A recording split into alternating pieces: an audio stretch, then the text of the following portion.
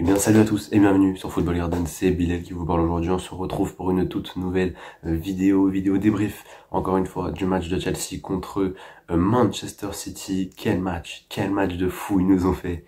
Oh là là là là là là. Là je vous tourne cette vidéo du coup le lendemain matin du match, je l'ai pas tourné à chaud comme lundi avec Tottenham. J'espère que la vidéo pourra sortir ce soir mais j'en doute, donc elle sortira sûrement demain, donc mardi à l'heure où moi j'enregistre. Et donc du coup, on est parti, on perd pas plus de temps, un match exceptionnel. Et merci Chelsea pour ce match parce que voilà, on a pu les critiquer, on a pu les insulter pendant beaucoup de temps, voilà, sur beaucoup de matchs. Ils ont été pour moi pas au niveau, pas à la hauteur. Voilà, le match contre Tottenham, c'est un exemple parfait parce que tu gagnes 4-1, mais concrètement sur le terrain, t'as pas montré grand-chose. Voilà, t'as pas montré grand-chose. Et même à 9 contre 11, tu te demandais mais comment c'est possible que cette équipe-là ne marque pas en fait. Et là, aujourd'hui, mais qu'est-ce qui s'est passé? Je sais pas ce qu'ils ont mangé, les joueurs de Chelsea avant le match. Mais c'était quoi ce match? Non mais sérieusement, moi je veux qu'on se pose 2 minutes et qu'on regarde le match de cette équipe-là, surtout offensivement, parce que voilà, mettre 4 buts à Manchester City, c'est pas donné à tout le monde. Donc clairement, moi personnellement je suis très content de ce match. Je pense que c'est le match le plus abouti qu'on ait pu faire depuis le début de la saison, parce qu'évidemment, un match contre Luton Town que tu gagnes 3-0, oui, il est abouti, mais c'est Luton Town en face. Là, c'est Manchester City, la meilleure équipe d'Europe, potentiellement la meilleure équipe du monde, à voir d'ici quelques mois s'ils prennent la Coupe du Monde des clubs. Les gars, concrètement, on vient de faire 4-4, on vient de faire jeu égal avec la meilleure équipe de la planète. Je sais pas si on se rend compte, mais pour une équipe qui était 12e de première ligue, qui encore aujourd'hui est 10e après cette 11e journée, bah c'est quand même pas mal. C'est quand même pas mal. Et moi personnellement, je félicite toute l'équipe, je félicite Pochettino parce que voilà, il a fait un match plus qu'honorable. On rappelle quand même que depuis Kai Havertz en finale de Ligue des Champions, Chelsea n'a plus marqué un seul but contre City, hormis hier soir évidemment.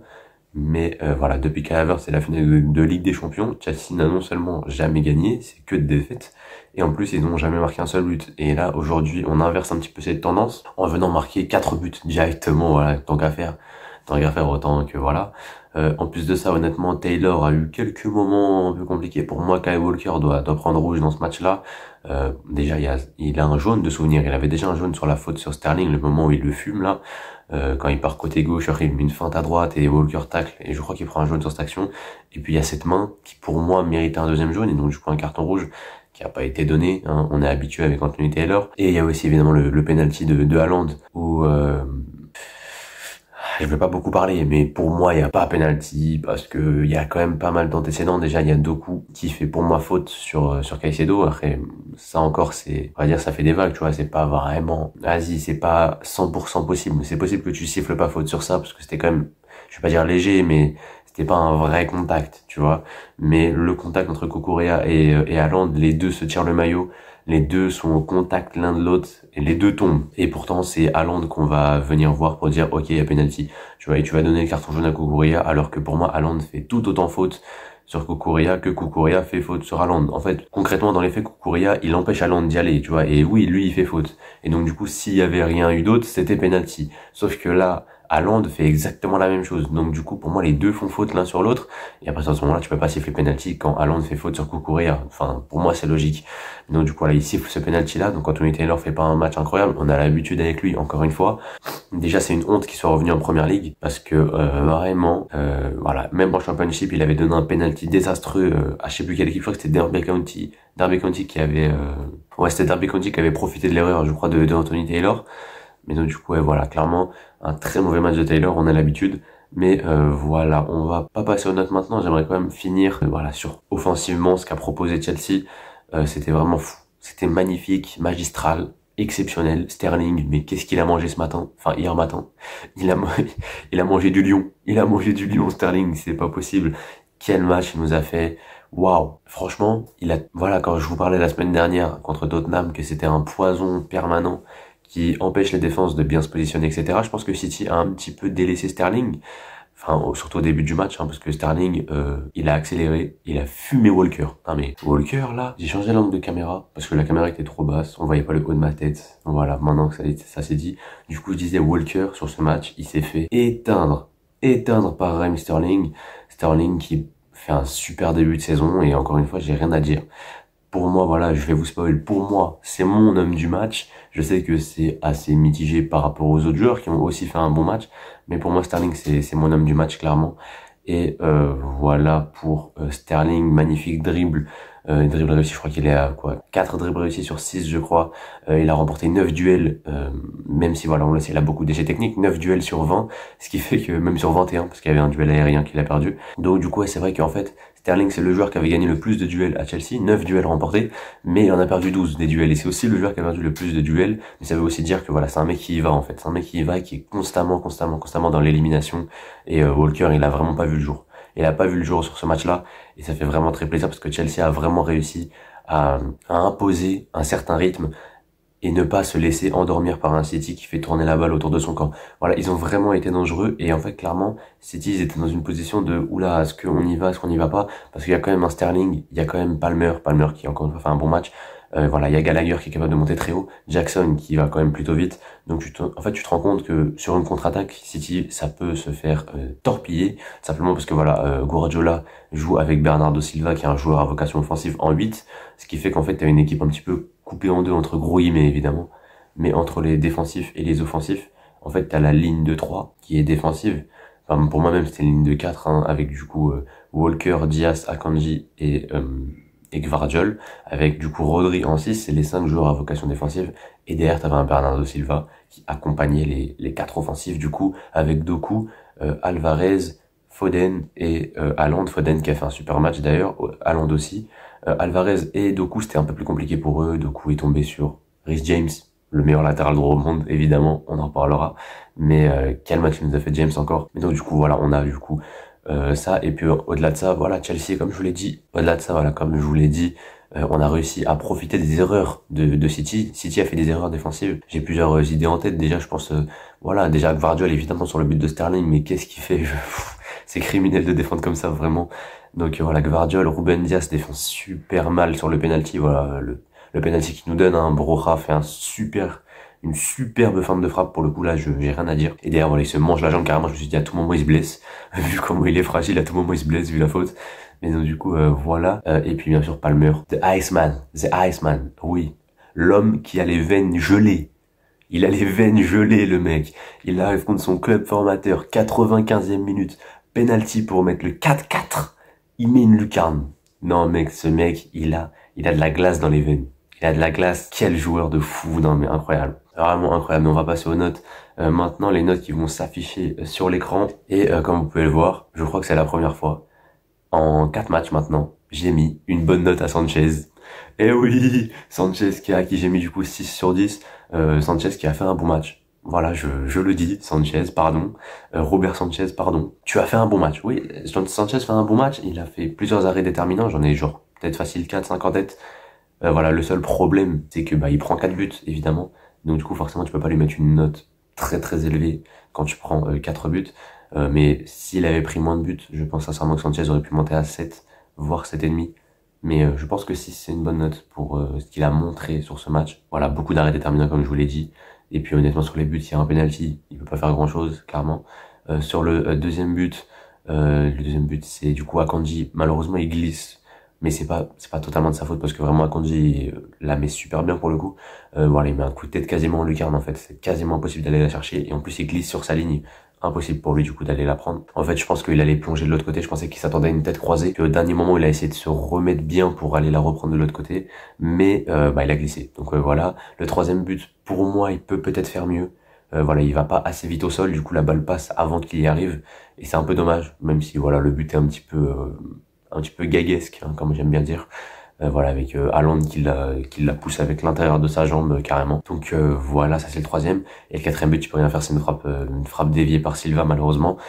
Mais voilà, en fait non, le problème c'est qu'il prend quand même 4 buts, même si sur 3 d'entre eux pour moi il peut rien faire. Malheureusement, voilà, il prend quand même ses 4 buts et au final on ne gagne pas, donc je peux pas lui donner une note phénoménale, mais pour moi il mérite son 6 sur 10. On passe en défense avec Kukurea que j'ai trouvé moins bon que d'habitude, clairement, qui j'ai donné 5,5 quand même, mais voilà, moins bon que d'habitude. Il prend un jaune très tôt dans le match, je pense que c'est aussi pour ça qu'on l'a un petit peu moins vu, parce que son début de match est vraiment très bon.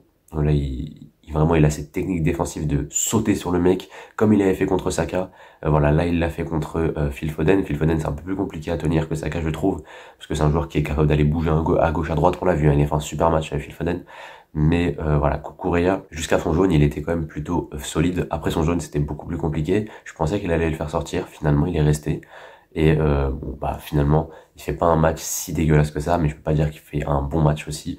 Donc je lui donne 5,5, tout comme Disasi en défense centrale, que j'ai ni trouvé bon ni trouvé mauvais, comme contre Tottenham en fait. Je lui ai quand même donné 5,5. Il m'a fait très très peur. Il m'a fait très très peur sur l'action où il sort le ballon de la tête, mais en levant le bras très haut, on avait vraiment l'impression qu'il tapait de la main.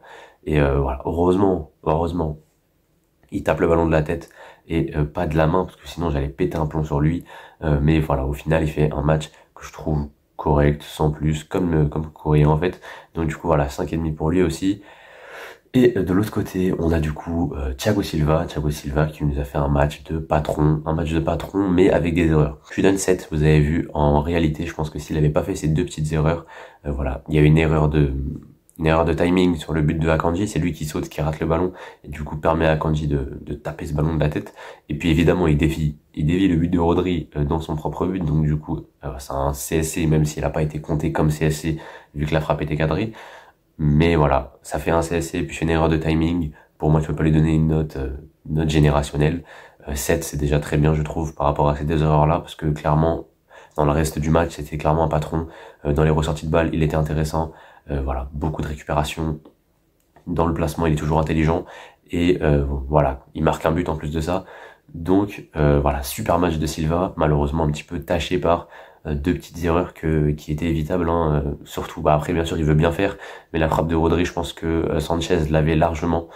Et c'est dommage, c'est vraiment dommage parce qu'on aurait pu gagner ce match, hein, clairement. Et du coup, voilà pour Silva, on passe à droite. Reece James, à qui je donnais 8. Quel match de James. Encore une fois, voilà, il nous a sorti une top performance. Et merci James pour les travaux. J'espère que tu vas enchaîner comme ça. Parce que clairement, voilà, ce qu'il montre là, je pense que j'aime beaucoup Gusto, mais je pense que voilà, il a encore beaucoup de choses à faire, pour atteindre le niveau de Reece James. James, offensivement, défensivement, il a éteint Doku défensivement, offensivement, il a toujours été impressionnant. J'ai vraiment cette action en tête en début de match que Palmer croque à la fin, où voilà, il récupère le ballon, il vient faire un dribble pour éliminer, je crois, Rodri, et derrière lancer Palmer dans la profondeur. Il avait facile cassé 2 lignes avec sa course. Et voilà, Reece James, c'est un joueur qui joue énormément sur son physique, on le sait, et on espère que son physique va le laisser tranquille et qu'on va pouvoir avoir un vrai Reece James de compétition pour les matchs qui arrivent. Parce que voilà, on le sait, on a Brighton, du coup, voilà, Brighton chez eux de souvenirs, ou alors chez nous, je sais plus. Ah non, il y a Newcastle d'abord. Oui, il y a Newcastle à St James Park, Brighton à Stamford Bridge et du coup United Old Trafford. Pour moi, sur ces 3 matchs-là, ça va être déterminant de savoir est-ce que on a ou pas Reece James, et on le sait, après la trêve, il y a des joueurs qui reviennent de blessures aussi. Mais donc du coup, voilà, est-ce qu'on aura Reece James pour ces matchs-là? J'espère beaucoup. On sait qu'il a refusé la sélection anglaise avec Gareth Southgate pour pouvoir se focaliser sur Chelsea. Et ça, c'est vraiment très très cool. Donc voilà, Reece James, match patron. Il fait une passe D en plus sur le but de Sterling. Donc voilà, 8 sur 10, c'est mérité. Et c'est mon deuxième homme du match, derrière Raheem Sterling, comme vous pouvez le voir aux notes. Et on passe au milieu de terrain, au double pivot. Et là, on va discuter. Alors honnêtement, je trouve le match de Enzo un poil meilleur que celui de Caicedo. Pour ça qu'il y a un point d'écart, mais on aurait pu leur donner la même note. Pour moi, les deux font un match cata. Voilà, vraiment cata. Du coup, j'ai donné 3 à Caicedo, 4 à Enzo. Les deux font un mauvais match, clairement. Pas intéressant, très peu de récupération de balles. Enzo s'est quasiment jamais projeté vers l'avant. C'était vraiment très compliqué, très compliqué. Caicedo a fait quelques récupérations. Je pense que sur les 2 récupérations qu'ils font, parce que je crois que les 2 combinés font 2 récupérations sur le match, du moins jusqu'à la sortie de Enzo. Je pense que Caicedo a dû faire 2-3 récupérations dans le match, mais le nombre de fautes qu'il fait par match, on le sait, c'est un joueur qui fait beaucoup de fautes en fait. Même à Brighton, il a toujours fait beaucoup de fautes. Mais franchement, c'est frustrant, il y a des fautes qui sont évitables, clairement. Et il prend un carton jaune en plus de ça sur une faute un petit peu dangereuse, ça aurait pu être pire honnêtement. Donc ouais, Caicedo, Enzo, très mauvais match. J'aime beaucoup Enzo, vous le savez. C'est sûrement un de mes joueurs préférés de ce Chelsea actuel. Mais voilà, sur ce match-là, clairement, il a pas été bon. Et autant la semaine dernière contre Tottenham, j'étais un des seuls à contre-courant où je trouvais, voilà, que Enzo avait fait une super première mi-temps et que, voilà, jusqu'à sa sortie, je trouvais qu'il avait fait un bon match et que, voilà, la plupart des gens disaient que Enzo avait pas fait un bon match. Autant sur ce match-là, je peux pas vraiment défendre Enzo parce que là, son match, c'est vraiment pas bon. Et Caicedo non plus. Et voilà, Enzo sera à la 60e minute à la place de Mudryk, je crois, si je dis pas de bêtises. Et voilà, c'est mérité, sa sortie est méritée. Clairement, il a pas fait un bon match. Donc voilà, le double pivot, on en attend beaucoup plus après la trêve. En plus, on sait qu'ils jouent avec des équipes sud-américaines. Ils vont encore rentrer super tard de la trêve. Il y a moyen qu'ils jouent pas contre Newcastle ou alors qu'ils jouent peu. Ça me saoule, voilà. Mais clairement, le double pivot, ça a pas marché, à l'inverse de Gallagher. Et là, Gallagher, encore une fois, voilà, j'étais à contre-courant la semaine dernière, j'avais pas trouvé son match excellent. À vrai dire, je l'avais trouvé plutôt moyen. Et malheureusement, la plupart des gens avaient trouvé le match de Gallagher exceptionnel. Là, sur ce match-là, je pense que je vais les rejoindre. Gallagher fait un match magnifique, son match. Du coup, je vais donner 7,5 comme vous voyez à l'écran. Il mériterait peut-être 8, mais voilà, je vais quand même rester un petit peu calme. Voilà, il a pas remporté tant de duels que ça sur ce match-là, mais il a quand même été important pour aller fatiguer les défenses adverses. Et clairement, c'est un joueur qui est très important dans l'effectif actuel. Et clairement, je pense que c'est un des joueurs qui va être indéboulonnable cette saison, malgré le retour des blessures. On le sait, Lavia et Nkunku vont tous les deux revenir de blessures après la trêve. Donc voilà, Gallagher va pas sauter à mon avis pour Lavia ni pour Nkunku en cas où on passerait évidemment en 4-2-3-1. Mais donc du coup voilà, Gallagher 7,5 et on passe devant avec d'abord du coup Cole Palmer à qui j'ai donné 7,5 également 7,5. Cole Palmer super match encore une fois, voilà, il est dans la continuité de tous les matchs qu'il fait depuis qu'il est titulaire. Donc depuis le match contre Brighton en Cup, il fait que des bonnes performances, c'est la régularité. Je pense que c'est la définition même de la régularité. Et voilà, merci beaucoup Palmer pour les émotions. Super match de la part de Palmer. Et en plus de voilà, comme je vous l'ai dit tout à l'heure, la glace dans les veines. Voilà, si j'achète un maillot de Chelsea, il y a moyen qu'il se fasse bloquer Palmer. Je vous dis la vérité. Voilà, The Iceman, comme je vais l'appeler maintenant. Voilà, qui plante son penalty à la 95e, qui va faire sa célébration comme ça, là. Voilà, on le sait, il a jamais eu sa chance à City. Je pense qu'il avait quelque chose à prouver contre Guardiola aujourd'hui, enfin hier soir. Et clairement, il a réussi son pari. Il a fait un super match. Moins bon, je trouve, que d'habitude, mais un petit peu sauvé par son but. Et enfin, pour moi, je pense que je lui mettais 6,5 à la base. Et avec son but, voilà, je lui donne un point en plus. Donc du coup, voilà, 7,5. Et Cole Palmer, merci beaucoup frérot. Encore une fois, un super match. Et on espère que tu seras encore dans cette performance-là lors des prochaines rencontres. Et voilà, celui pour qui je vais donner exactement le même conseil, j'espère que tu seras au même niveau pour les prochains matchs. Raheem Sterling, 8,5, messieurs, dames, super match de Raheem Sterling. Et là, voilà, il y a des gens qui le critiquent. Moi, je le critique pas. Honnêtement, cette saison, pour moi, c'est notre meilleur joueur. Voilà, en termes de, voilà, depuis le début de la saison, Palmer est arrivé un petit peu plus tard. Donc pour moi, depuis le tout début, depuis Liverpool, le premier match, pour moi, Sterling, c'est le joueur le plus régulier sur cette saison. C'est le joueur qui, en fait, a eu des matchs de moins bien, clairement. Je suis totalement d'accord avec vous pour dire ça. Mais comme je vous l'ai dit, ça a toujours été un électron libre, toujours été le joueur que je voulais voir l'année dernière, je le vois cette année. Et c'est ça qui est cool. En fait, l'année dernière, j'avais beaucoup d'attentes pour Sterling. Cette saison, j'en avais beaucoup moins. J'en avais même quasiment pas. Je me disais même que s'il voulait partir, il avait qu'à partir.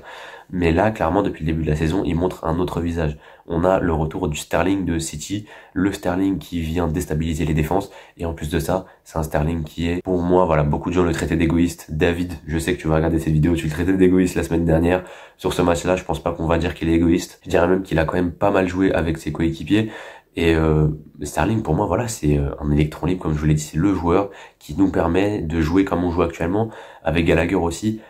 Chacun évidemment dans un style différent, mais c'est deux joueurs qui sont indispensables à notre façon de jouer. En fait, sans Sterling, tu peux pas jouer de la même façon parce que voilà, la défense est occupée avec Sterling en fait. Palmer a un peu plus d'espace, Jackson peut trouver un peu plus d'espace parce que Sterling mange en fait les défenses et en fait, ils sont obligés de se mettre à 1, 2, voire même 3 sur lui pour essayer de le stopper. Et voilà, Sterling magnifique. En plus de ça, il plante son but, son du coup 4e but en première ligue, son je crois 5e ou 6e toute compétition confondue. Et donc du coup, je crois que c'est son 6e toute compétition confondue. Et voilà, magnifique Sterling. Et j'espère que ça continuera comme ça. Et on passe du coup à Jackson qui a marqué. Voilà, il a eu plus sur ce match-là qu'avec le triplé contre Tottenham la semaine dernière. Mais voilà, donc du coup, ouais, Jackson 6,5. Pour moi, il fait un match correct. Voilà, il fait pas un match dégueulasse comme il a pu le faire contre Tottenham. Il a pas eu 36 000 occasions gâchées. Non, il a eu quasiment pas d'occasions et il plante son but. Le but du 3 partout, un but important. Donc voilà, quand même, Jackson dans l'ensemble, je trouve, grâce à son but, fait un match correct plus, fait un bon match. Du coup, j'ai donné voilà 6,5 et ça, on a fait le tour. Hein. J'ai pas beaucoup de choses à dire sur Jackson. Il a pas fait un match non plus faramineux, mais il a pas fait un match dégueulasse. Voilà, Jackson. Tant que tu plantes des buts, moi ça me va. Voilà, plante tes buts et après on en parlera. Donc du coup, je sais pas si vous entendez ma voix, je pense que oui, mais je suis explosé, je suis malade. Et j'ai la voix qui part en steak. Donc voilà, je m'en excuse. Et donc du coup, on va passer vite fait sur le banc, ça va être très rapide. Gusto, je lui ai donné 5. Il aurait pu marquer son but face à frappe quand il est tout seul en 1 contre 1 et qui tire juste au-dessus. Il a voulu assurer une lucarne malheureusement, parce qu'il sait que Ederson pouvait aller la chercher. Ederson qui fait un super match, j'en ai pas parlé tout à l'heure quand je parlais de Palmer. Mais le moment où Palmer, du coup, bute sur Ederson, il fait un dribble magnifique, un contrôle orienté pour éliminer un premier défenseur, puis un dribble pour en éliminer 2 autres. Et derrière, il aurait pu marquer malheureusement. Ederson a fait un super arrêt. Et Gusto, voilà, on a vu sa haine quand il a raté son but. Il a gueulé. Voilà, merci Gusto. Voilà, tu prouves que t'as envie d'être là et ça c'est très cool. Les joueurs ont envie d'être là cette année, c'est différent de l'année dernière. Donc du coup, là, Gusto, je vais quand même donner 5, je vais pas enlever des points par rapport à ça quand même. Modric, je lui ai donné 4,5, je l'ai baissé, en fait, je l'ai pas trouvé, enfin, son entrée est pas incroyable, clairement. En fait, il a provoqué et ça c'est cool, mais il a pas non plus été exceptionnel. Et du coup, Borja et Hugo Choukou, à la base, je voulais pas les noter, mais j'ai quand même donné 5,5 du coup à Borja, simplement parce que voilà, il provoque le penalty du 4-4 sur une super fin de frappe, donc du coup, magnifique. Et voilà, Borja qui, pour moi, gagne 0,5 points sur cette action-là. J'allais pas le noter de base de toute manière, donc c'est que du positif pour lui. Et voilà, Pochettino, merci, il a quand même fait, pour moi la compo était parfaite. J'aurais peut-être plus mis Badiachil, mais peut-être qu'il était un petit peu trop court. Donc 10 à 6, c'est parfait. Je voulais pas voir Colwill sur le terrain après ces matchs un petit peu compliqués. Ça fait 3 matchs que je le trouve moins bien. Donc voilà, 10 à 6. Et voilà, magnifique. Les entrants, pour moi, c'était plutôt logique là encore. Tu fais sortir Enzo, tu fais rentrer Modric, tu passes dans un espèce de 4-2-4 avec Gallagher un petit peu plus bas et 4 joueurs offensifs. Avec du coup Palmer, Sterling, Jackson et Modric. Finalement tu fais sortir Jackson pour Broja. Non même pas, je crois qu'il fait pas sortir Jackson pour Broja, il fait sortir qui pour Broja, j'ai oublié. Mais je crois pas qu'il va sortir Jackson, je crois qu'il fait sortir Caicedo pour Broja. Il y a moyen qu'on finisse le match avec 5 offensifs carrément, j'avais même pas pensé à ça. Mais donc du coup voilà, super match de Chelsea, merci beaucoup. Maintenant c'est la trêve et on va parler un petit peu d'autre chose que de Chelsea pendant cette trêve, parce que voilà, les dernières vidéos c'est vraiment que Chelsea, mais on va changer un petit peu de sujet, on va parler normalement pendant la trêve, il y aura peut-être 2 ou 3 vidéos.